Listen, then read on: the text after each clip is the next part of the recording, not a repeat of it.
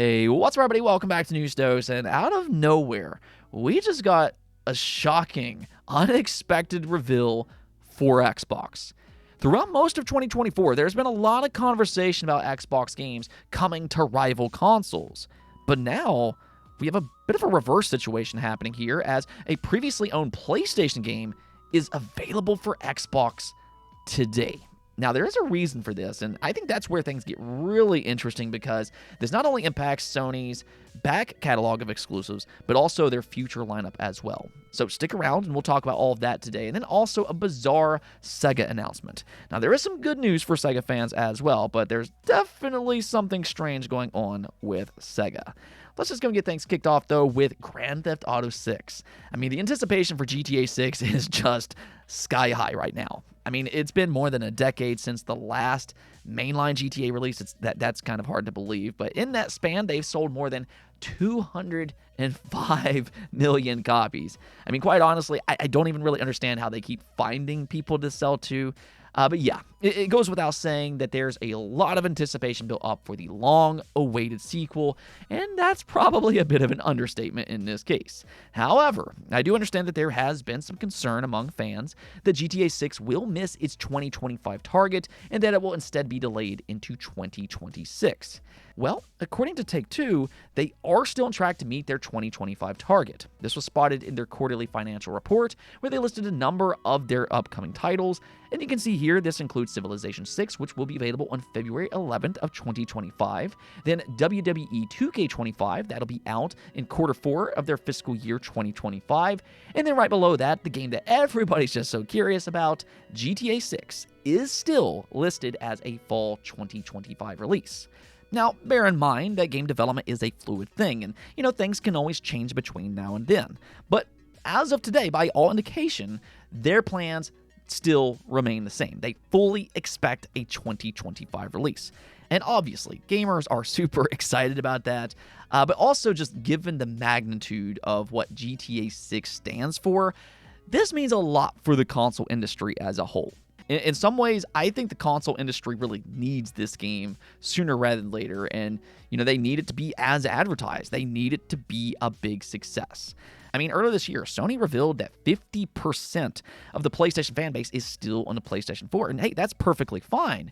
But I know these console manufacturers want these users to upgrade to their newest platform. And if there's any game that can migrate a lot of those players to the PS5 and, even to the Xbox Series, then GTA 6 might be their best opportunity.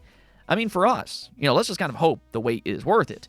But even for these console manufacturers, I think there's definitely a lot riding on this game. It's not only the most anticipated game for this generation, but I think that you can also make a very real debate that it's also the most important game as well.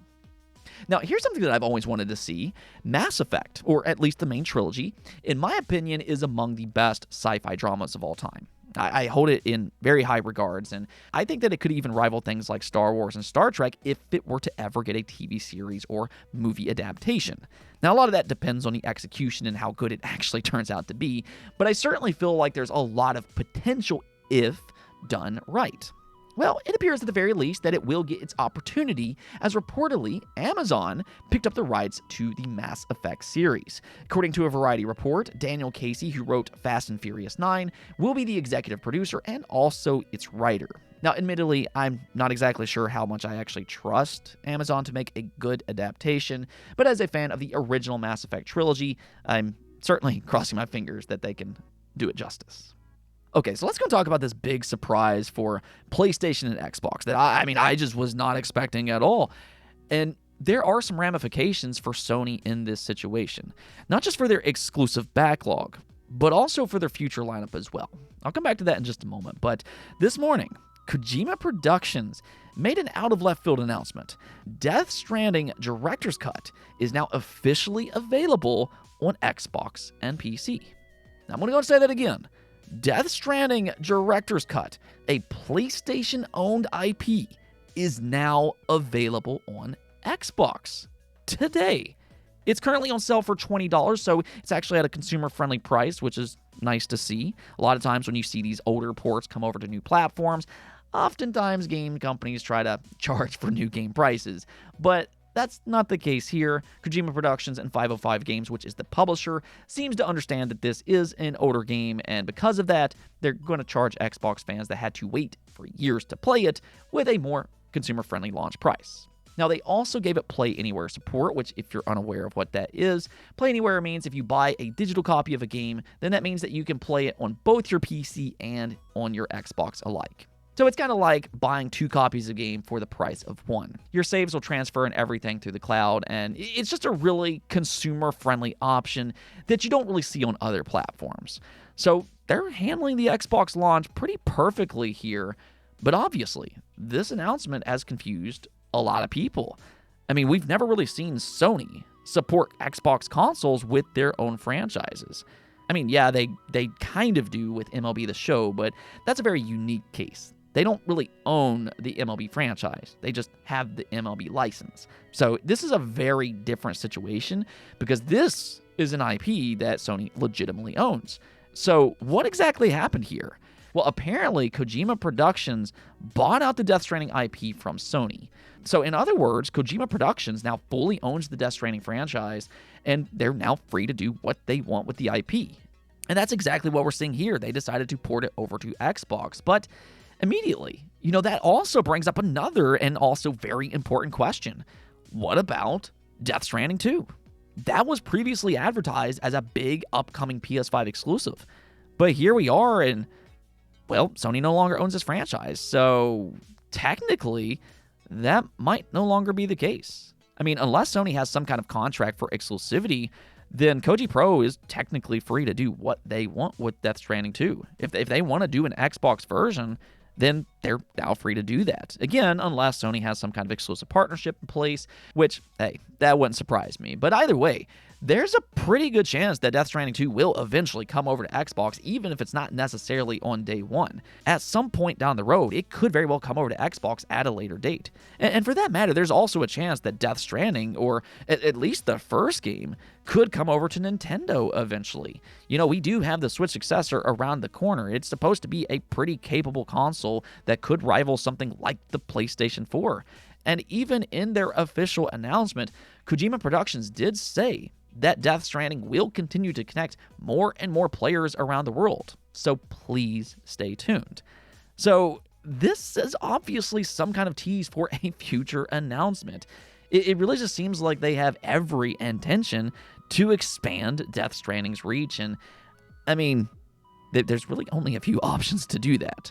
So even for you Nintendo fans, this could be an interesting port for the soon-to-be Switch successor. Now, admittedly, though, Death Stranding is a polarizing game. It can kind of be described as a walking simulator, and that threw a lot of people for a loop when it first released. Some people love it, and a lot of other people just absolutely hate it and find it boring. It really just kind of depends on what you expect and whether you're okay with its slower-paced gameplay. But at the end of the day, Death Stranding sold 10 million copies. That's not easy to do, and that just kind of begs the question, why was Sony willing to sell off a big-name game like Death Stranding? This is not something that you typically see from Sony out of all companies. They typically hold their exclusives in high regards, yet here we are. And they're giving up control of a big franchise that's been very successful for them in the past. And that's the thing. This not only impacts their backlog of exclusives, but as I mentioned, it very well could actually impact Death Stranding 2 and where it eventually pops up.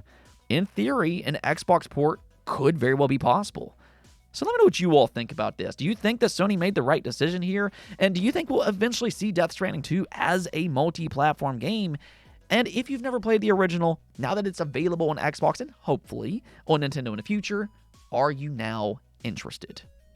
Okay, now we also got some Sega news, and some of this is good, and then some of it's bad. So we'll first start off with the good news here because they just confirmed a brand new Virtua Fighter game is, in fact, in development. I mean, there's been a lot of speculation about this. Sega is reviving a lot of their old dormant franchises, which includes Jet Set Radio, Golden Axe, Crazy Taxi, and even Shinobi. So, I mean, it would be crazy for them to completely ignore Virtua Fighter, which is one of the most iconic fighting game franchises of all time. And it's been a long time since we've gotten a brand new installment. Virtua Fighter 5 launched way back in 2006, and they've done some remasters and things like that, but a Virtua Fighter 6, this is what fans have been calling for. So it's pretty cool to see that they at least gave us a confirmation, but it's also kind of hard to say how long it'll be before we actually get to play it ourselves. It could still be years away, just knowing how long game development takes anymore. But of course, as soon as we hear more about it, I got your back. Now, on the more bizarre side of things, though, Sega announced that they're delisting more than 60 of their retro games on December 6th. And this includes Streets of Rage, Rise Star, Shining Force, Jet Set Radio, Nights into Dreams, and just a ton of retro games. Now, if you already own them on one of these digital storefronts, they're not going to take your purchase away. You can re-download them even after December 6th. But this is a really odd decision because they gave zero explanation why this is happening. There is some speculation that maybe this is because of some kind of licensing issue, which honestly I highly doubt. I mean, if it was some kind of licensing issue with a song or something like that, we've seen games get delisted for that reason in the past.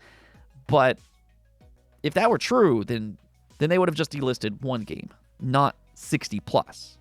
Yes, technically there is a Sega collection that you can buy, and it has a lot of these games bundled in, but even with that collection, you can still buy a lot of these games individually on places like Steam as one such example. So it seems highly unlikely that a licensing issue impacted 60 plus games. That just doesn't really seem realistic. So, I mean, the only thing that really makes sense to me here is that Sega has some kind of plans for these games in the future. Now, that could be some kind of new collection that they want to sell, or maybe it could be something like a new subscription service. Maybe they want to compile a large number of their retro games into a subscription service, similar to how Nintendo does Switch Online. For that matter, some Sega games are already on Nintendo Switch Online. Until Sega actually confirms something, though, this just comes off as a bizarre decision, and honestly, I think this is just all the more reason why physical games are just so important. Yeah, you might not be able to purchase a lot of these games on these digital storefronts in the near future, but you know what you can do? You can go out and buy those physical collections because you can't just simply get rid of those, and I'll just leave it at that. Anyways, though, that's going to be it for this episode, but until next time, make sure to hit that subscribe button and peace out.